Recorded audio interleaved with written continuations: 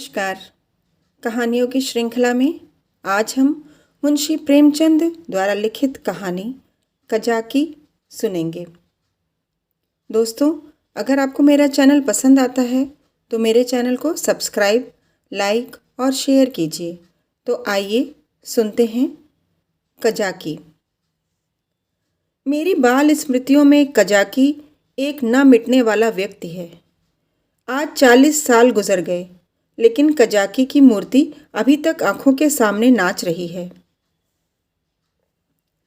मैं उन दिनों अपने पिता के साथ आजमगढ़ की एक तहसील में था। कजाकी जाति का पासी था। बड़ा ही हंसमुख, बड़ा ही साहसी, बड़ा ही जिंदा दिल। वह रोज शाम को डाक का थैला लेकर आता, रात भर रहता और सवेरे डाक लेकर चला जाता। शाम को फिर उधर से डाक लेकर आ जाता। मैं दिन भर एक उद्गिन दशा में उसकी राह देखा करता।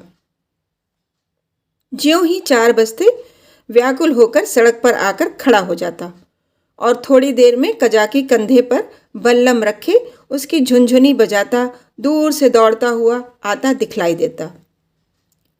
वह सांवले रंग का गठीला लंबा जवान था। शरीर सांचे में ऐसा ढला हुआ कि चतुर मूर्तिकार भी उसमें कोई दोष न निकाल सकता। उसकी छोटी छोटी मूछें उसके सुडौल चेहरे पर बहुत ही अच्छी मालूम होती थीं। मुझे देखकर वह और तेज दौड़ने लगता। उसकी झुनझुनी और तेजी से बजने लगती और मेरे हृदय में और जोर से खुशी की धड़कन होने लगती। हर्षातिरेक में मैं भी दौड़ पड़ता और एक क्षण में कजाकी का कंधा मेरे सिंहासन बन जाता। वह स्थान मेरी अभिलाषाओं का स्वर्ग था। स्वर्ग के निवासियों को भी शायद वह आंदोलित आनंद न मिलता होगा जो मुझे कजाकी के विशाल कंधों पर मिलता था।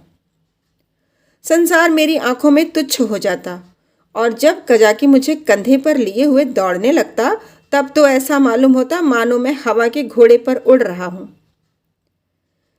कजाकी डाक खाने में पहुंचता तो पसीने से तर रहता, लेकिन आराम करने की आदत न थी। थैला रखते ही वह हम लोगों को लेकर किसी मैदान में निकल जाता। कभी हमारे साथ खेलता, कभी बिरहे गाकर सुनाता और कभी कहानियां सुनाता।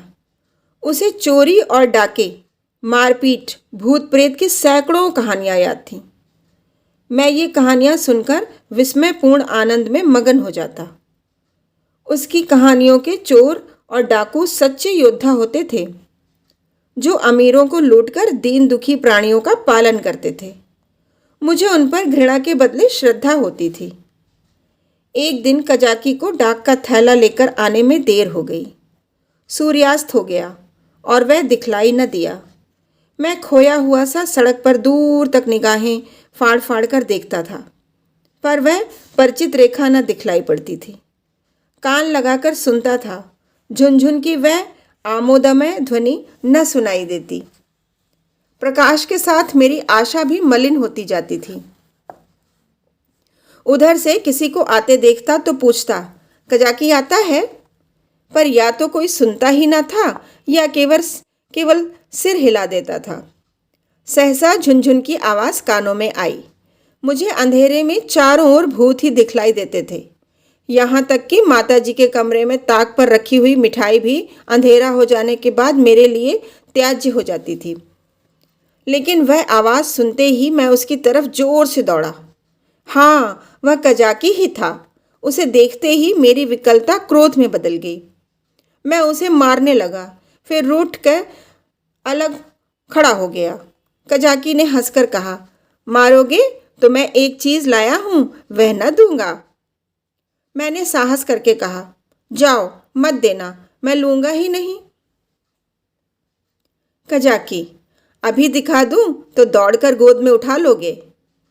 मैंने पिघल कर कहा, अच्छा, दिखा दो। कजाकी, तो आकर मेरे कंधे पर बैठ जाओ, भाग चलो, आज बहुत देर हो गई है, बाबूजी बिगड़ रहे होंगे। मैंने अड़कर कहा, पहले दिखा। मेरी विजय हुई। अगर कजाकी को देर का डर न होता और वह 1 मिनट भी और रुक सकता तो शायद पासा पलट जाता। उसने कोई चीज़ दिखलाई जिसे वह एक हाथ से छाती से चिपटाए हुए था। लंबा मुंह था और दो आंखें चमक रही थीं। मैंने उसे दौड़कर कजाकी की गोद से ले लिया। यह हिरन का बच्चा था। आह, मेरी उस खुशी का कौन अनुमान करेगा। तब से कठिन परीक्षाएं पास की, अच्छा पद भी पाया, राय बहादुर भी हुआ, पर वह खुशी फिर न हासिल हुई। मैं उसे गोद में लिए उसके कोमल स्पर्श का आनंद उठाता घर की ओर दौड़ा। कजाकी को आने में क्यों इतनी देर हुई इसका ख्याल ही न रहा। मैंने पूछा, यह कहाँ मिला कजाकी? कजाकी, भैया, यहाँ से थोड़ी दूर पर एक छोटा सा जंगल है, उसमें बहुत से हिरन हैं। मेरा बहुत जी चाहता था कि कोई बच्चा मिल जाए तो तुम्हें दूं। आज यह बच्चा हिरनों के झुंड के साथ दिखलाई दिया। मैं झुंड की ओर दौड़ा तो सब के सब भागे। यह बच्चा भी भागा, लेकिन मैंने पीछा न छोड़ा और हिरन तो बहुत दूर निकल गए। यह पीछे रह गया। मैंने इसे पकड़ लिया। इसी से इतनी देर हुई। यूं बातें करते करते हम दोनों डाक खाने पहुंचे। बाबूजी ने मुझे न देखा, हिरन के बच्चे को भी न देखा। कजाकी ही पर उनकी निगाह पड़ी। बिगड़कर बोले, आज इतनी देर कहाँ लगाई? अब थैला लेकर आया है, उसे लेकर क्या करूं? डाक तो चली गई। बता, तूने इतनी देर कहाँ लगाई?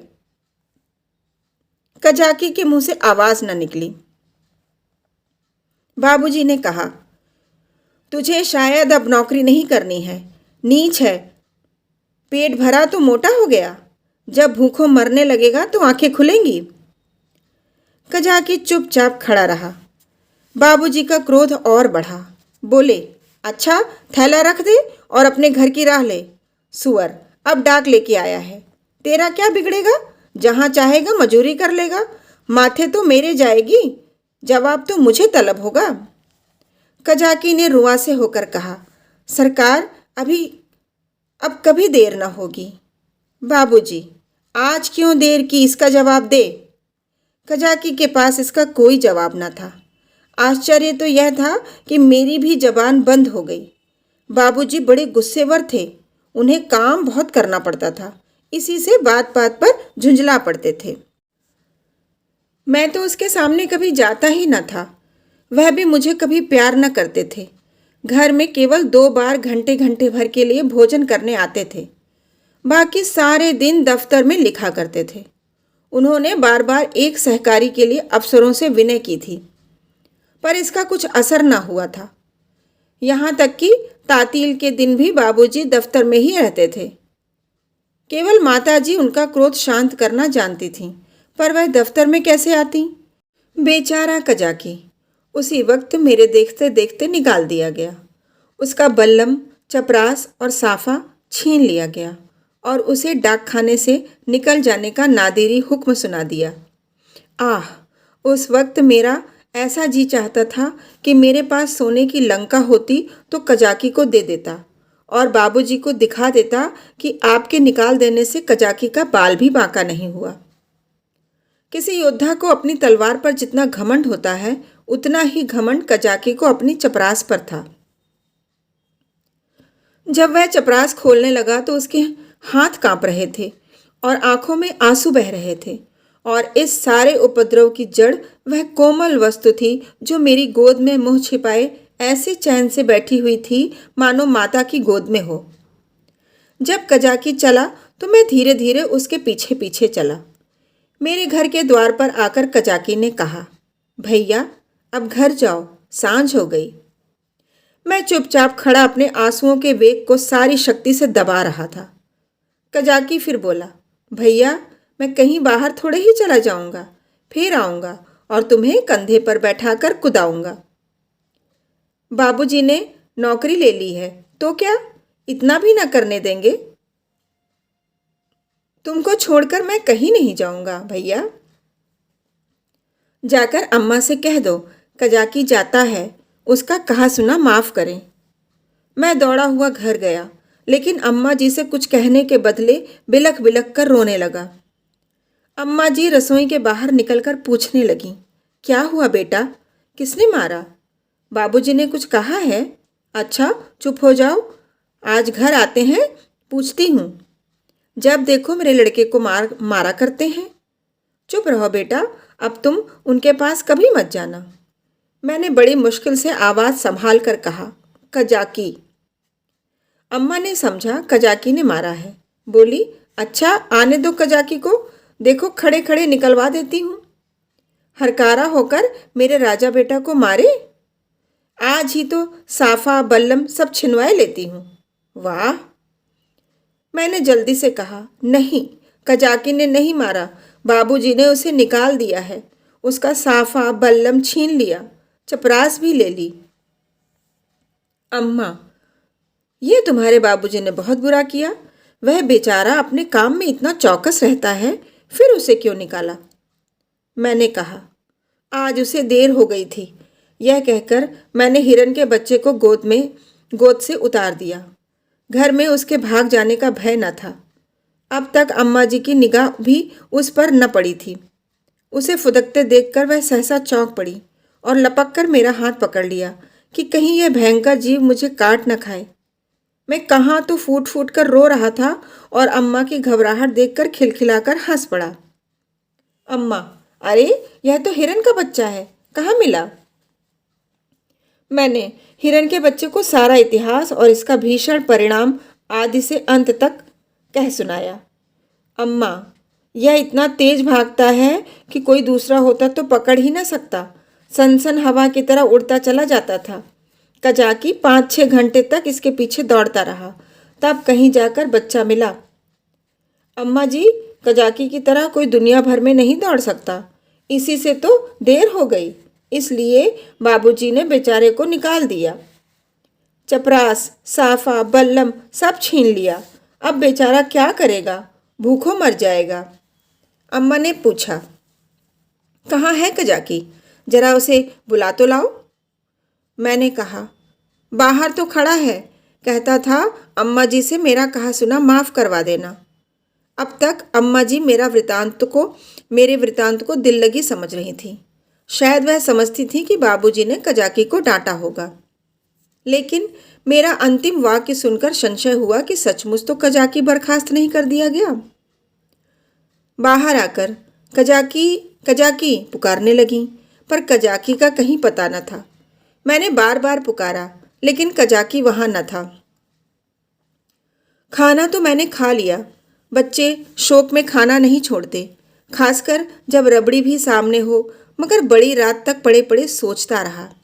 मेरे पास रुपए होते तो 1 लाख रुपए कजाकी को दे देता और कहता, बाबूजी से कभी मत बोलना, बेचारा भूखों मर जाएगा। देखूं कल आता है कि नहीं। अब क्या करेगा आकर, मगर आने को तो कह गया है।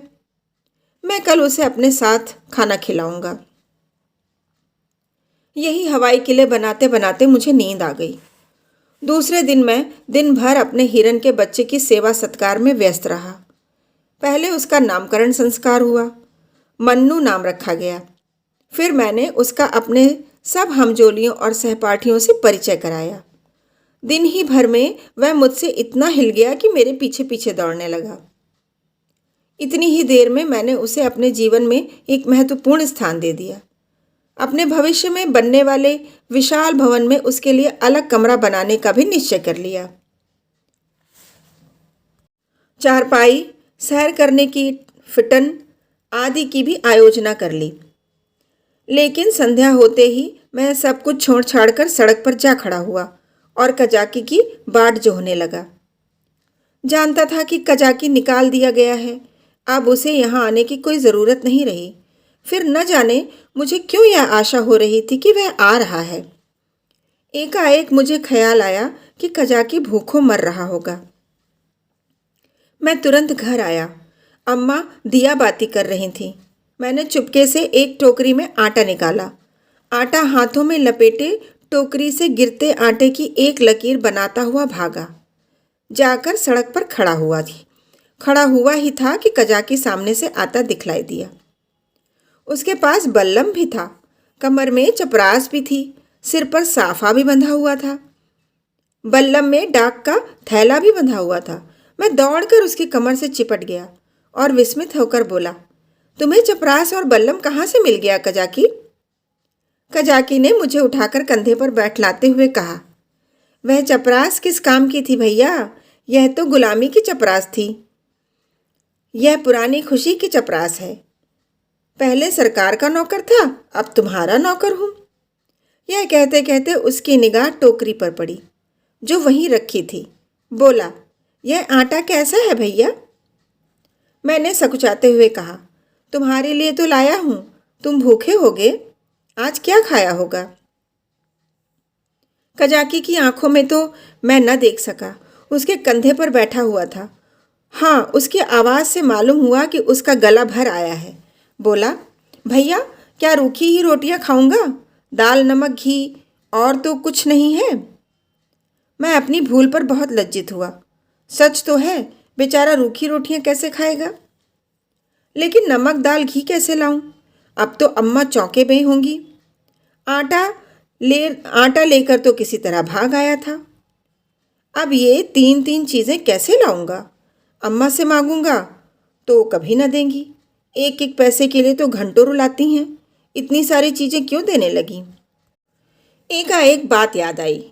मैंने अपनी किताबों के बस्तों में कई आने पैसे रख छोड़े थे। मुझे पैसे जमा करके रखने में बड़ा आनंद आता था। मालूम नहीं अब वह आदत क्यों बदल गई। अब भी वही हालत होती तो शायद इतनी फाके मस्त न रहता। बाबूजी मुझे प्यार तो कभी न करते थे, पर पैसे खूब देते थे। शायद अपने काम में व्यस्त रहने के कारण मुझसे पिंड छुड़ाने के लिए इसी नुस्खे का सबसे आसान समझते थे। इनकार करने में मेरे रोने और मचलने का भय था। इस बाधा को वह दूर से ही टाल देते थे। अम्मा जी का स्वभाव इससे ठीक प्रतिकूल था। उन्हें मेरे रोने और मचलने से किसी काम में बाधा पड़ने का भय न था। आदमी लेटे लेटे दिन भर रोना सुन सकता है। हिसाब लगाते हुए जोर की आवाज़ से ध्यान बढ़ जाता है। अम्मा मुझे प्यार तो बहुत करती थीं, पर पैसे का नाम सुनते ही उनकी त्योरियां बदल जाती थीं। मेरे पास किताबें ना थीं।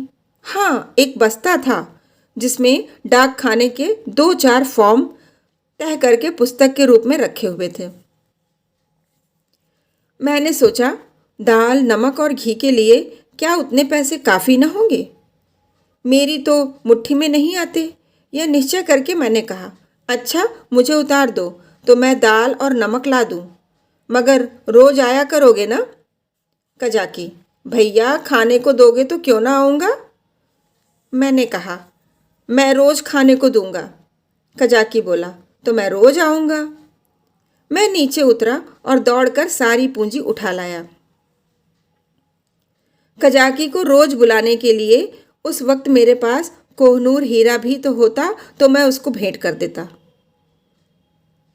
और मुझे पशोपेश न होता। कजाकी ने विस्मित होकर पूछा, ये पैसे कहाँ पाए भैया? मैंने गर्व से कहा, मेरे ही तो हैं। कजाकी, तुम्हारी अम्मा जी तुमको मारेंगी, कहेंगी कजाकी ने फुसलाकर मंगवा लिए होंगे। भैया इन पैसों की मिठाई ले लेना और आटा मटके में रख देना। मैं भूखों नहीं मरता, मेरे 2 हाथ हैं, मैं भला भूखों मर सकता हूँ? मैंने बहुत कहा कि पैसे मेरे हैं, लेकिन कजाकी ने न लिए। उसने बड़ी देर तक इधर उधर की सैर कराई, गीत सुनाए और मुझे घर पहुंचाकर चला गया। मेरे द्वार पर आटे की टोकरी भी रख दी। मैंने घर में कदम रखा ही था कि अम्मा ने डांट कर कहा, क्यों रे चोर, तू आटा कहाँ ले गया था? अब चोरी करना सीखता है?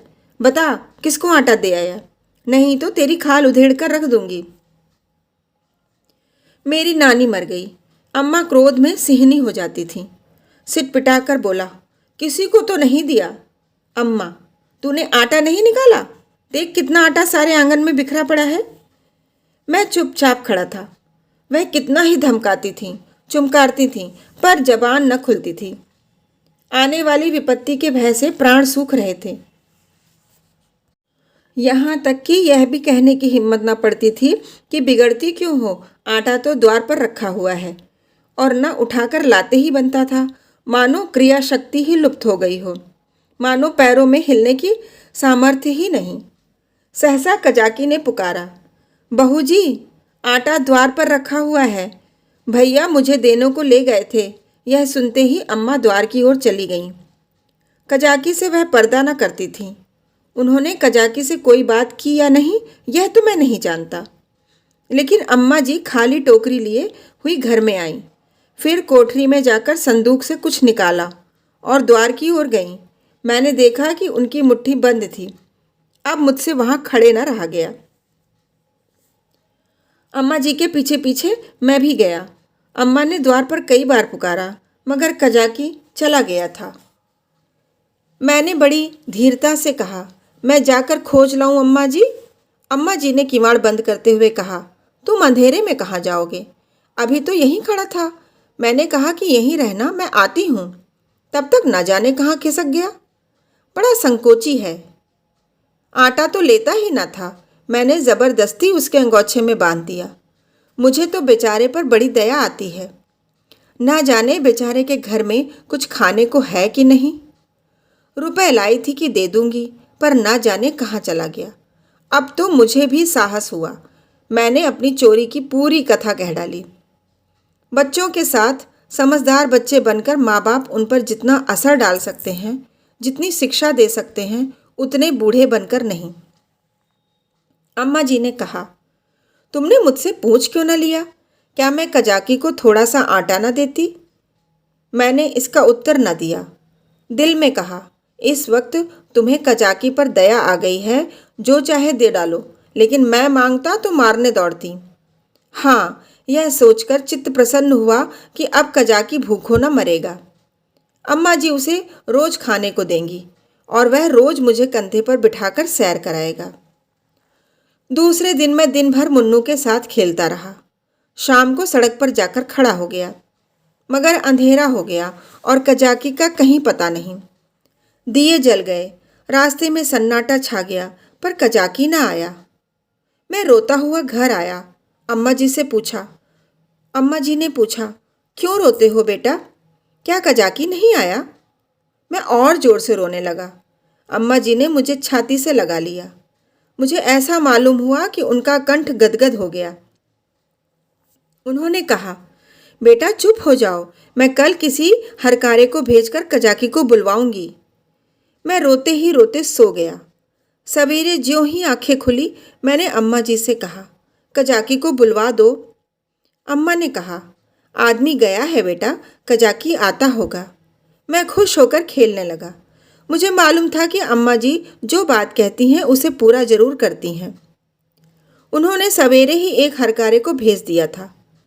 10 बजे जब मैं मुन्नू को लिए हुए घर आया तो मालूम हुआ कि कजाकी अपने घर पर नहीं मिला। मैं रात को घर भी न गया था। उसकी स्त्री रो रही थी कि न जाने कहाँ चले गए। उसे भय था कि वह कहीं भाग गया है। बालकों का हृदय कितना कोमल होता है, इसका अनुमान दूसरा नहीं कर सकता।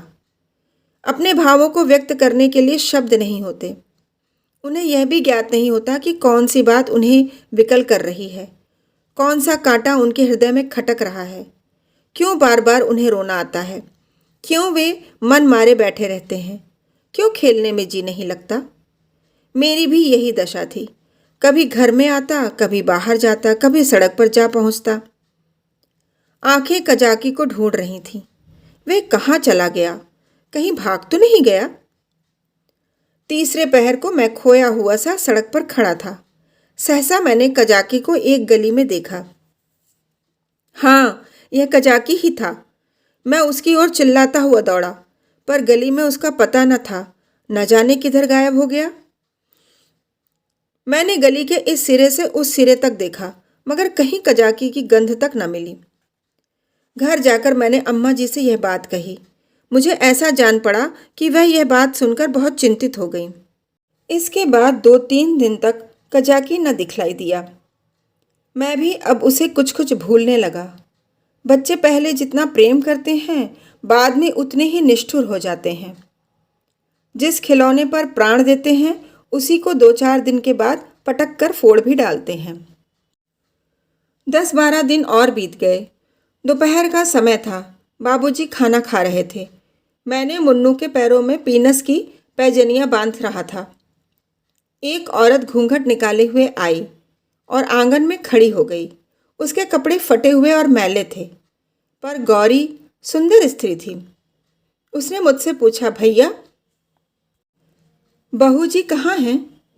मैंने उसके पास जाकर उसका मुंह देखते हुए कहा, तुम कौन हो? क्या बेचती हो? औरत, कुछ बेचती नहीं हूँ, तुम्हारे लिए कमल गट्टे लाई हूँ। भैया, तुम्हें तो कमल गट्टे बहुत अच्छे लगते हैं ना? मैंने उसके हाथों से लटकती हुई पोटली को उत्सुक नेत्रों से देखकर पूछा, कहाँ से लाई हो? देखें।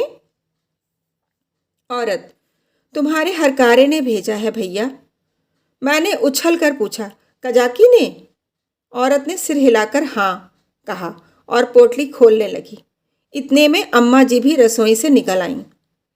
उसने अम्मा के पैरों का स्पर्श किया। अम्मा ने पूछा, तू कजाकी की घरवाली है? औरत ने सिर झुका लिया। अम्मा, आजकल कजाकी क्या करता है? औरत ने रोकर कहा, बहू जी, जिस दिन से आपके पास से आटा लेकर गए हैं उसी दिन से बीमार पड़े हैं। बस भैया भैया किया करते हैं। भैया ही में उनका मन बसता रहता है। चौंक चौंक कर भैया भैया कहते हुए द्वार की ओर दौड़ते हैं। न जाने उन्हें क्या हो गया है। बहू जी, एक दिन मुझसे कुछ कहा न सुना, घर से चल दिए और एक गली में छिपकर भैया को देखते रहे। जब भैया ने उन्हें देख लिया तो भागे, तुम्हारे पास आते हुए लजाते हैं। मैंने कहा, हाँ हाँ, मैंने उस दिन तुमसे जो कहा था अम्मा जी। अम्मा, घर में कुछ खाने पीने को है? औरत, हाँ बहू जी, तुम्हारे आशीर्वाद से खाने पीने का दुख नहीं है। आज सवेरे उठे और तालाब की ओर चले गए। बहुत कहती रही, बाहर मत जाओ, हवा लग जाएगी, मगर ना माने। मारे कमजोरी के पैर कांपने लगते हैं। मगर तालाब में घुसकर ये कमलगट्टे तोड़ लाए। तब मुझसे कहा, ले जा, भैया को दे आ, उन्हें कमलगट्टे बहुत अच्छे लगते हैं। कुशल क्षेम पूछती आना। मैंने पोटली से कमलगट्टे निकाल लिए थे और मज़े से चख रहा था। अम्मा ने बहुत आंखें दिखाईं, मगर यहाँ इतनी सब्र कहाँ। अम्मा ने कहा, कह देना सब कुशल है। मैंने कहा, यह भी कह देना कि भैया ने बुलाया है। न जाओगे तो फिर तुमसे कभी न बोलेंगे। हाँ। बाबूजी खाना खाकर निकल आए थे। तौलिए से हाथ मुंह पोंछते हुए बोले, और यह भी कह देना कि साहब ने तुमको बहाल कर दिया है। जल्दी जाओ, नहीं तो कोई दूसरा आदमी रख लिया जाएगा। औरत ने कपड़ा उठाया और चली गई। अम्मा ने बहुत पुकारा, पर वह न रुकी। शायद अम्मा जी उसे सीधा देना चाहती थी। अम्मा ने पूछा, सचमुच बहाल हो गया? बाबूजी, और क्या झूठे बोल रहा हूँ? मैंने तो 5वें ही दिन उसकी बहाली की रिपोर्ट की थी। अम्मा, यह तुमने अच्छा किया। बाबूजी, उसकी बीमारी की यही दवा है। प्रातःकाल मैं उठा तो क्या देखता हूँ कि कजाकी लाठी टेकता हुआ चला आ रहा है। वह बहुत दुबला हो गया था, मालूम होता था बूढ़ा हो गया है। हरा भरा पेड़ सूखकर ठूंठ हो गया था। मैं उसकी ओर दौड़ा और उसकी कमर से चिपट गया। कजाकी ने मेरे गाल चूमे और मुझे उठाकर कंधे पर बैठालने की चेष्टा करने लगा, पर मैं न उठ सका। तब वह जानवरों की भांति भूमि पर हाथों और घुटनों के बल खड़ा हो गया और मैं उसकी पीठ पर सवार होकर डाक खाने की ओर चला। मैं उस वक्त फूला न समाता था और शायद कजाकी मुझसे भी ज़्यादा खुश था। बाबूजी ने कहा, कजाकी, तुम बहाल हो गए, अब कभी देर न करना। कजाकी रोता हुआ बाबूजी के पैरों में गिर पड़ा, मगर शायद मेरे भाग्य में दोनों सुख भोगना न लिखा था। मुन्नू मिला तो कजाकी छूटा, कजाकी आया तो मुन्नू हाथ से गया, और ऐसा गया कि आज तक उसके जाने का दुख है। मुन्नू मेरी ही थाली में खाता था। जब तक मैं खाने न बैठूं, वह कुछ भी ना खाता था। उसे भात से बहुत ही रुचि थी, लेकिन जब तक खूब घी न पड़ा हो, उसे संतोष न होता था। वह मेरे ही साथ सोता था और मेरे ही साथ उठता भी था। सफाई तो उसे इतनी पसंद थी कि मल मूत्र त्याग करने के लिए घर से बाहर मैदान में निकल जाता था। कुत्तों से चिढ़ थी। कुत्तों को घर में न घुसने देता। कुत्तों को देखते ही थाली से उठ जाता और उसे दौड़कर घर से बाहर निकाल देता था। कजाकी को डाक खाने में छोड़कर जब मैं खाने गया तो मुन्नू भी आ बैठा। अभी 2-4 कौर ही खाए थे कि एक बड़ा सा झबरा कुत्ता आंगन में दिखाई दिया। मुन्नू उसे देखते ही दौड़ा। दूसरे घर में जाकर कुत्ता चूहा हो जाता है। झबरा कुत्ता उसे आते देखकर भागा। मुन्नू को अब लौट आना चाहिए था, मगर वह कुत्ता उसके लिए यमराज का दूत था। मुन्नू को उसे घर से निकालकर भी संतोष न हुआ। वह उसे घर के बाहर मैदान में भी दौड़ाने लगा। मुन्नू को शायद ख्याल न रहा कि यहाँ मेरी अमलदारी नहीं है। वह उस क्षेत्र में पहुँच गया था जहाँ झबरों का भी उतना ही अधिकार था जितना मुन्नू का। मुन्नू कुत्तों को भगाते भगाते कदाचित अपने बाहुबल पर घमंड करने लगा था। वह यह न समझता था कि घर में उसकी पीठ पर घर के स्वामी का भय काम किया करता है। झबेरे ने इस मैदान में आते ही उलटकर मुन्नू की गर्दन दबा दी। बेचारे मुन्नू के मुंह से आवाज़ तक न निकली। जब पड़ोसियों ने शोर मचाया तो मैं दौड़ा। देखा तो मुन्नू मरा पड़ा है और झबरे का कहीं पता नहीं। धन्यवाद।